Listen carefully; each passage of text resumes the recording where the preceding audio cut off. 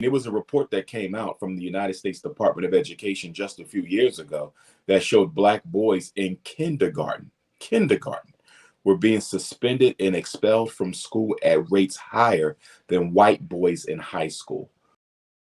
America is through doing anything for Black folks. Although they never did, they at least gave the impression of doing something. Now they are blatantly and unapologetically making it clear, as you've seen with President Biden's behavior, as you've seen with President Trump's behavior, as you've seen with President Obama's behavior. America is through acting like it cares about Black people. One of the reasons globally people do not feel sympathy for us is we have the money to fix our own problem. Dr. Umar, what did you learn throughout the process of building your school? What did I learn? That everything I thought about Black folks were true. And what I mean by that is we had a lot of trouble finding dependable Black contractors with integrity, responsibility. We were taken advantage of, robbed, stolen from, let down, disappointed, betrayed, everything you could think of. We went through it. So it was just a confirmation of why we need the Frederick Douglass Marcus Garvey Academy, the attitude of Black masculinity towards our responsibility of solving our own problems and raising up our community. It's a very big barrier to Black progress in this country.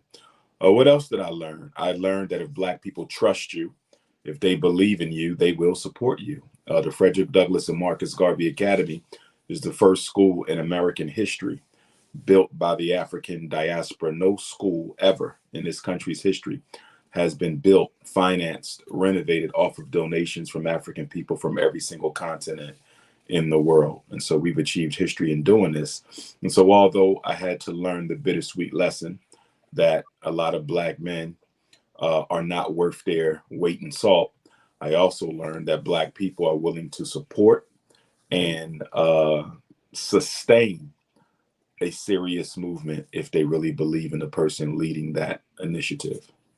How did you get people to believe in that initiative if you feel like a lot of Black men don't really step up to the plate? Well, it was the contractors who didn't do right by us. They don't represent the sum total of Black men, but in terms of Black contractors, I think it's critical that they were the disappointing party. Because if we're going to build Black Wall Street, if we're going to build our own institutions, we need responsible Black contractors to do that. I mean, these are the builders. These are the trained, licensed builders. So if we're going to have our own schools, our own banks, our own hospitals, supermarkets, distribution networks, and manufacturing centers, we need brothers who are trained and licensed and credentialed in those areas to carry that work forward. And the fact that we were paying them market rate fees for their service, and they still just could not deliver their work because they had to report to a Black person was absolutely insane. If I had been white, I'm quite sure they would have done the work and done the work the way it should have been done. So it was just very disappointing to see that, especially given the mission. And the mission is to build a school to save our children. You know, we look at the suspension rates of Black boys, the expulsion rates of Black boys. We look at the learning disability, the ADHD, the conduct disorder, the emotional disturbance rates of Black boys. We look at the rate at which Black boys are arrested in school, receiving a all too early introduction into the juvenile detention process. You know, you look at the outcomes for our sons, it's not good. Only 1 out of every 4 Black boys is graduating in this country nationally. It is an epidemic. And so I thought that when I reached out to these brothers, they would say, hey, we got to do this. Not only is he paying us, the purpose, the mission is something that we need. They couldn't care less. You know, they couldn't care less. It was all about the money. And then even when they got the money, they couldn't do the work right. But again, that's not every Black contractor. We still have some other things that need to get done at the school. I'm still looking for Black contractors. I'm looking for Black roofers right now. I'm looking for Black window repairers right now. So they have not, you know, influenced me to give up on Black contractors, because that would be a contradiction of who I am and what I stand for. You know, we're going to keep on searching until we find the right ones. You know, it costs you money to do that. Obviously, we lost a lot of money dealing with these Negroes, but you know, we're going to keep on searching until we find the right mix, because we still have the Frederick Douglass High School that still has to be renovated. You know, but I'd rather focus on the positive instead of the negative. Yeah. We're almost at the finish line, and the fact that we've had so many African people from around the world donate to this cause. You know, this was not an African American thing. I want to be very clear about that. African Americans definitely were one of the two largest donation groups, and we still have to do the math to see who actually gave the most. But our brothers and sisters on the continent of Africa gave a lot. Our brothers and sisters on the continent of Europe gave a lot. Our brothers and sisters in the Caribbean gave a lot. So it would be interesting to see who actually gave the most. But this was not an African American thing. This was a total Pan-African effort. There's a lot of truth to what you were talking about as far as the overall outcomes for Black boys. I'm a school social worker in Atlanta, from Charleston, but I work in Atlanta as a school social worker. So very true. I'm curious to know, how is your school going to combat those issues that Black boys have to go through in the, you know, regular school system? Well, the main problem that Black boys have is the white teachers in the classroom. That's the main issue. You know, curriculum can be better, but that's not why they're failing. More money could be spent on their education, but that's not why they're failing. Okay, they're failing because the person responsible for their education is not a natural stakeholder in their success. Most teachers in America are white, and they are white women, and they are hostile white women. I mean, it was a report that came out from the United States Department of Education just a few years ago that showed Black boys in kindergarten were being suspended and expelled from school at rates higher than white boys in high school. What can a Black boy at 6 years old do that would warrant a worse punishment than a white boy of a similar offense in high school? So clearly these white women are hostile. We as a people should have never sent our children into these desegregated schools without Black teachers to accompany them. When we go back to 54 and we look at the Brown versus Board of Education Supreme Court decision, one of the mistakes that we made as a community was when they desegregated the schools, they did not desegregate the teaching ranks. You understand, the Black teachers from the Black community did not accompany our children into those white schools. So our children walked into enemy territory without anyone who loved them to be there to protect them. And that was a big mistake we made. You never send your children into enemy territory without some of their own people to look out for them. And as a result of that, we saw our greatest drop in Black teachers within the profession from 1954 to 1974, because white schools would not hire them. They didn't even want the children. So they definitely didn't want the teachers. The issue is the white woman. But guess what? She's the most privileged person in this society. And whenever we have conversations about the failure of Black boys, mysteriously, she's always left off of the list of causes. She's never on the list. It's always income. It's gangster rap. It's incarcerated fathers. It's poverty. It's unwed mothers. It's poor educational finance. It's weak curriculum. It's old textbooks. It's never the white racist woman in front of the classroom. And so, you know, I don't care what you change in the schools. I don't care what you change. Until you get rid of her and give Black boys strong Black male teachers, the academic achievement rates will never go up. Most certainly. And I will say, while you were saying all that, it made me think of a time when I was in school.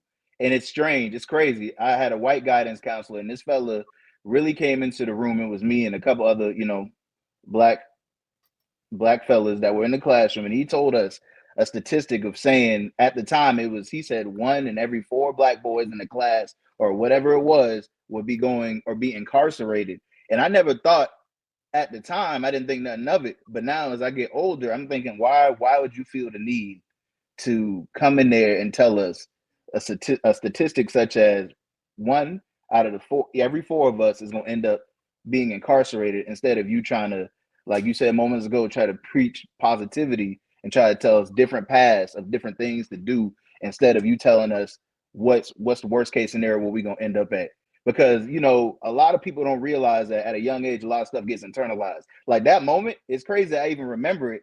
But the fact that I remember it just lets me know that it bothered me subconsciously. It might not have been on the surface, but it stuck with me because I still remember it to this day. It didn't make any sense to me. And I remember when he said it and I just looked at him and it just didn't process. But the older I get, it just makes more sense that he was out of line. He should have never said it. He should have just been more positive about everything. And most definitely, I will say that is one of the moments of my life that definitely drive me to do better. Because I'm not just a statistic. You're not going to say I'm going to possibly end up here. I said I don't want to hear that. I don't hear these numbers. You're not going to put me in a box. So I definitely understand where both of y'all are coming from. I guess my mind is going to, well, what options do parents have right now? Because there aren't a lot of your schools that exist right now. And just like you said, the number of Black educators have decreased over time. And we have to send kids to school. So then what would be the other option other than, I guess, building them up in the home? But that can only do but so much. See, the issue that we have as a people, whether we're dealing with education, whether we're dealing with economics, whether we're dealing with politics, we are allergic to building our own institutions. Black people want no responsibility whatsoever for the reconstruction of Black America. We will talk about reparations all day long because it requires somebody else to do something for us. The solution is we have to build our own schools. Black people better understand something and understand it real quick. America is through doing anything for Black folks. Although they never did, they at least gave the impression of doing something. Now they are blatantly and unapologetically making it clear, as you've seen with President Biden's behavior, as you've seen with President Trump's behavior, as you've seen with President Obama's behavior. America is through acting like it cares about Black people. And if we're going to save our children, we're going to have to build our own schools. I mean, we spend $30 billion on beauty products, more than any other group in the country. You know, we spend $2 billion on Air Jordans, $4 billion on liquor. McDonald's gets $1 billion from Black people every year. Children's cologne is about 20 million. We spend 800 million on chicken, turkey, beef, and pork every year as a people. We are literally making Koreans rich every day, building their institutions. We're making Chinese rich every day, building their institutions. We're making Latinos and Arabs and East Indians, Anglo-Saxons and Jews rich, building their institutions. Why is it so easy for us to donate to other people's empowerment, but we don't want to donate to our own? See, there's Band-Aids and then there's solutions. Mm-hmm. Anything that you do to try to fix education while it is controlled by white people is a Band-Aid. It's a Band-Aid. The solution is your own schools. People don't care about Black people, and they damn sure don't care about Black boys. Everybody knows this, especially us. But rather than come together and use our money to give our children the opportunity they deserve, we rather keep on buying Christmas gifts, keep on buying Easter gifts, keep on having 4th of July parties, keep on having New Year's Eve parties, keep on wasting our money on vacations and useless merchandise and things of that nature. One of the reasons people do not feel sympathy for American Africans, one of the reasons globally people do not feel sympathy for us is we have the money to fix our own problem. Now, there's still some things we have to fight. We still have to fight criminal justice because we're not allowed to have our own criminal justice system. So there are certain systems we have to fight. But when you look at education, this country gives everybody the right to build their own schools. You can build your own schools, and we will not do it because although people don't care about Black children, Black people don't care too much more about Black children either. I'm not speaking about our own children in our homes. I'm speaking collectively of the children in our communities. We don't care about them. And that's why these young Black men are in our city centers tearing them down. They're robbing our elders. They're disrespecting our mothers. They're killing each other. Why? Most of these crimes go out of economic desperation, and economic desperation that would not be there if Black people had their own schools training our young men in how to be plumbers and electricians and roofers and welders and auto mechanics and carpenters, the skills that pay the bills. If you want to stop violence in the Black community, it starts by preparing these young men in the skills that pay the bills. Black America wants none of the responsibility for solving its own problem. One of the central contradictions of the Negro predicament is the fact that we don't want to take responsibility for our shortcomings, and we damn sure don't want to take responsibility for solving any of our major issues. We want the white man to do everything, and any oppressed people who wants their oppressor to play a leading role, not a supporting role, right, not a periphery role. We want the white man to play a leading role in every problem we got.